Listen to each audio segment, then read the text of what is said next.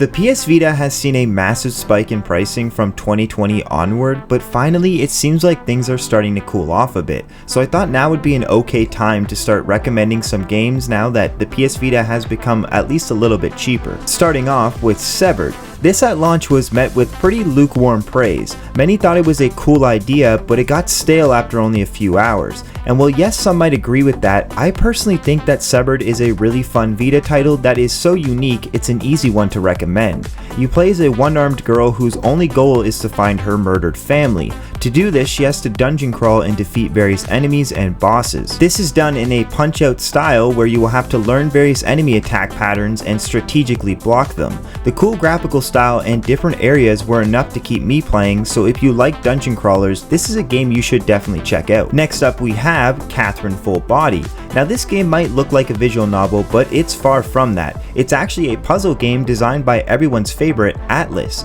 Sadly, this one never made its way to North America on the PS Vita, but you can very easily download English ports for it, which makes the game easy to play. In terms of the game's premise, the main character Vincent has nightmares each night which he needs to escape. He does this by arranging boxes and climbing them to find his way to salvation before that time limit runs out.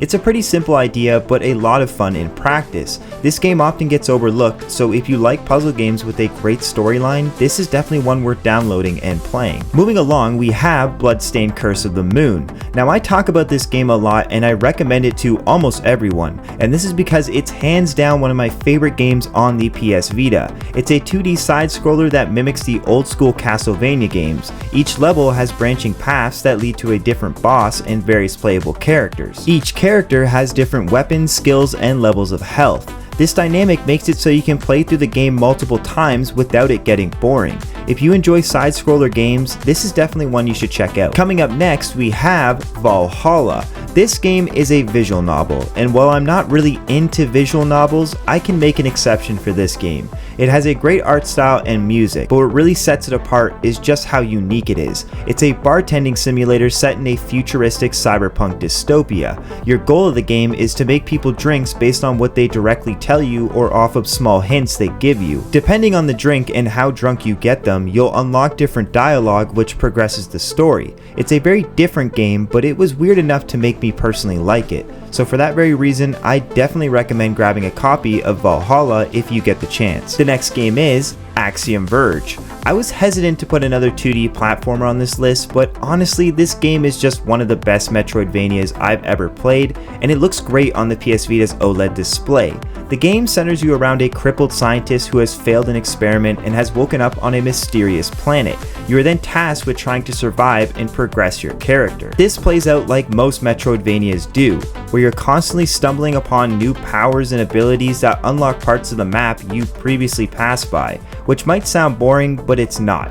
The game does an excellent job at giving you different guns and tools which you will need to become familiar with if you want to beat the challenging bosses in this game. Overall, Axiom Verge is a renowned 2D platformer that looks and plays terrific on the PS Vita. Moving on, the next game is Crypt of the Necrodancer. This is a roguelike rhythm game that takes dungeon exploration and throws a rhythm beat on top of all of it. The player moves their character around while matching the beat of the song to kill enemies and collect various items and treasures. Of course, this is a roguelike, so it's expected that you're gonna die, and when you do, the only thing you're gonna get to keep are the diamonds you find. You then can use those diamonds in the lobby area to gain permanent upgrades. There are different characters with different abilities, and the levels are all procedurally generated. This game has a lot of replayability and some really good music, so if that sounds interesting to you at all, I'd recommend grabbing this one. Up next is Futureridium. I looked all over the internet for more information about this game, and what I noticed is that people stopped talking about it right after 2014 when it released,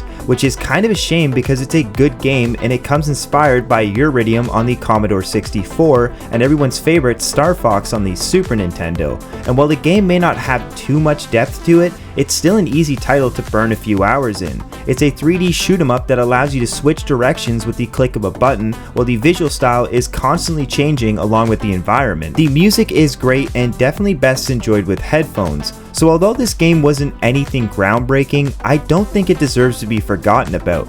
For that reason, I'd recommend this game if you enjoy space shooters. And the final game on this list is none other than Cell Damage HD.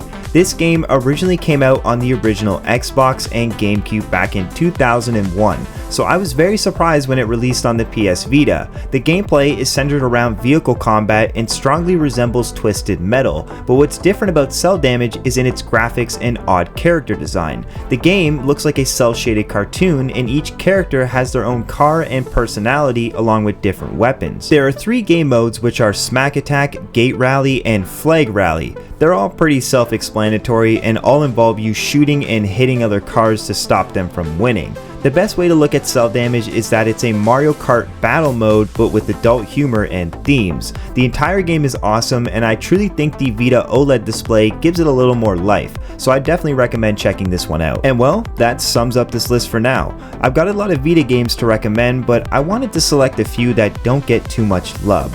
But I'm sure I missed some titles, so if so, please let me know down in the comments. And please subscribe, as it does help me out a ton, and with all that said, I will see you later. Bye.